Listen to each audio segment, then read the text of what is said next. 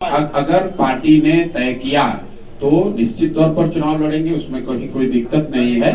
लेकिन अगर पार्टी ने तय किया कि चुनाव हमें व्यक्तिगत तौर पे नहीं लड़ना है तो भी जनसुराज 243 सीट पर चुनाव लड़ना तय है और उसकी घोषणा हम लोग पहले ही कर चुके हैं।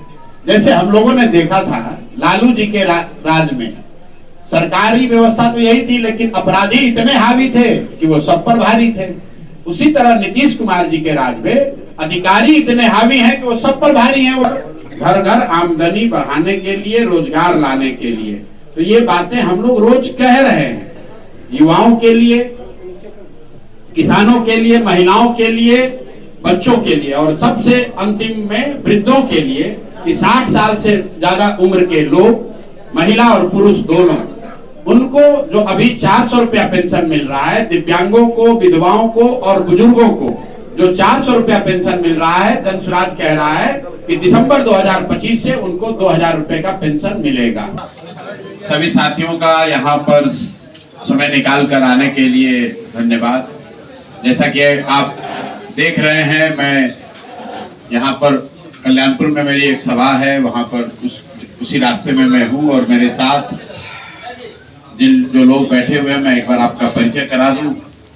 किशोर कुमार मुन्ना जी हैं, जो 2 बार के पूर्व विधायक हैं और पार्टी में जनसुराज दल के राष्ट्रीय सचिव हैं, संगठन का काम देखते हैं। उनके बगल में रामबली चंद्रवंशी जी हैं, जो पूर्व MLC हैं और पार्टी के कोर कमेटी के मेंबर हैं, वरीय साथी हैं। हमारे बगल में बैठे हुए हैं डॉक्टर मंजर नसीम साहब, जो आपके जिले के प्रसिद्ध डॉक्टर हैं और जनसुराज के बनाने वालों में शुरुआती दिनों से इस जिले से सबसे सक्रिय सदस्यों में रहे हैं। मेरी दाहिने साइड अफाक अहमद साहब हैं, जिनको कि आप लोग जानते ही हैं, पार्टी समर्थित पहले MLC उम्मीदवार हैं। बगल में ललन यादव जी हैं, पूर्व IAS ऑफिसर हैं, मुंगेर जिले के हैं और पार्टी में वरीय पदाधिकारी हैं। इनके पिताजी विधायक भी रहे हैं, ये खुद रिटायर्ड IAS अफसर हैं। बगल में राघवेंद्र पाठक जी बैठे हुए हैं, जो पार्टी की ओर से पूर्वी चंपारण के इंचार्ज हैं, प्रभारी हैं। इसके पीछे जिला के युवा अध्यक्ष साहब हैं, पप्पू मिश्रा जी हैं। बहुत दिनों से हम लोग साथ जुड़े हैं। मुझे लगता है कि चंपारण से सबसे ज्यादा पदयात्रा करने वाले साथी हैं। AK द्विवेदी साहब से भी आप लोग शायद परिचित होंगे, ये पदाधिकारी और ex IAS अफसर हैं। इसके साथ मेरे कई साथी जो यहाँ चंपारण के हैं, जो मोतिहारी से, जो पीछे से भाई साहब बता रहे हैं, अंशु जी हैं, वैसे कई साथी जो हमारे साथ आए हैं, इन सबका स्वागत है। एक बार आपसे परिचय करा दिया।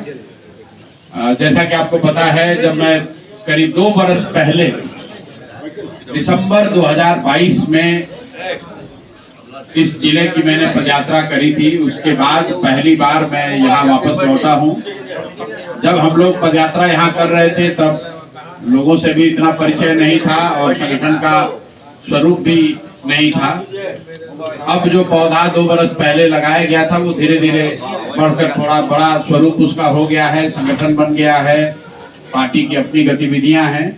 उसी के तहत मैं यहाँ एक कार्यक्रम में आया हूँ और आने वाले 1.5-2 महीने में मैं पूर्वी चंपारण में 4-5 बार आऊंगा। प्रयास ये है कि हर अनुमंडल में कम से कम 1 बार जरूर आए, ताकि पार्टी से जुड़े हुए बहुत सारे साथी जो अब पार्टी में आधिकारिक तौर पर पदाधिकारी हैं, संगठन से जुड़े हुए हैं, उन लोगों से मुलाकात हो सके। साथ में यहाँ पर लोगों से भी मुलाकात हो, उनसे बातचीत हो सके। तो मुझे इतना ही कहना है। आप सब आए हैं, वो आपका जो सवाल है, अगर आप जो सवाल पूछना चाहते हो पूछ सकते हैं। बहुत बहुत धन्यवाद। घर घर आमदनी बढ़ाने के लिए, रोजगार लाने के लिए, तो ये बातें हम लोग रोज कह रहे हैं। युवाओं के लिए, किसानों के लिए, महिलाओं के लिए, बच्चों के लिए और सबसे अंतिम में वृद्धों के लिए, 60 साल से ज्यादा उम्र के लोग, महिला और पुरुष दोनों, उनको जो अभी 400 रुपया पेंशन मिल रहा है, दिव्यांगों को, विधवाओं को और बुजुर्गों को जो 400 रुपया पेंशन मिल रहा है, जनसुराज कह रहा है कि दिसंबर 2025 से उनको 2000 रुपए का पेंशन मिलेगा। प्रधान जी, बिहार ब्यूरोक्रेसी को आप कैसे देखते हैं? बिहार के डिप्टी सीएम कह रहे फाइल मांगता था, पुल गिरने का फाइल ही मुझे नहीं देते। तो भाई, तो ये तो डिप्टी सीएम ही बताएंगे, हम क्या बताएंगे? बिहार की ब्यूरोक्रेसी दूसरे राज्यों के ब्यूरोक्रेसी से कोई बहुत अलग नहीं है। ब्यूरोक्रेसी के ऊपर जनता के चुने हुए प्रतिनिधि विधायक मंत्री के तौर पर हैं, तो ये उन पर है कि वो ब्यूरोक्रेसी का इस्तेमाल कैसे करते हैं। जैसे हम लोगों ने देखा था लालू जी के राज में सरकारी व्यवस्था तो यही थी, लेकिन अपराधी इतने हावी थे कि वो सब पर भारी थे। उसी तरह नीतीश कुमार जी के राज में अधिकारी इतने हावी हैं कि वो सब पर भारी हैं, वो विधायक पर भी भारी हैं, मंत्री और मुख्यमंत्री पर भी भारी हैं। हमेशा आप चुनाव लड़ाते रहे हैं, इससे पहले उपचुनाव में भी आपने कैंडिडेट दिया, क्या इस बार 2025 के विधानसभा चुनाव में आप भी चुनाव लड़ेंगे या?